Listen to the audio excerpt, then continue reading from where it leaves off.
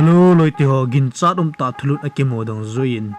million ta mi hat ta WWE superstar ana hissa the great khali ai lo le dalip singh rana kite basu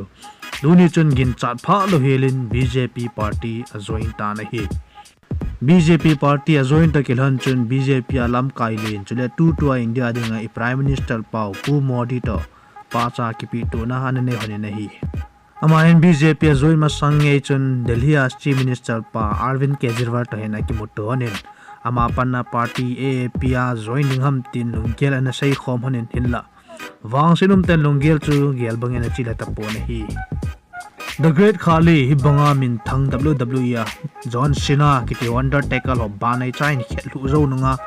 film ya khan tho zo nunga I bola politics sa hung lu nam ti mio silong dan na chai kita na hi ai la min than na ding le hitia wrestling WWE ki chip anga aphana zaw hin te ti mio sigin cha chai kita ai le loi ti ho khali tu simiga asingal ta je chun ain khu phat sa sunga neu lai tu simonga ase hite ama ya neu lai nu le pa hi lol hong mi farmer mai ne hi ni ama ya ta sai lin le jin asanan hi fit sagi le in chikhat aphajowi ne hi chule gi dan hi kg zakhat le som nga ling zowin melin ta ji chun mai sports lang se peilang tha no men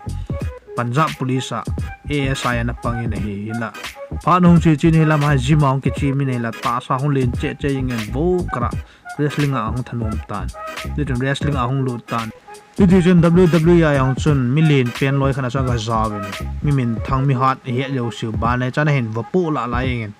a vo chim set phan in retirement an kilai hong do in tu in politics a lu nin BJP a hong lu nin modi to ki moton ki pa ten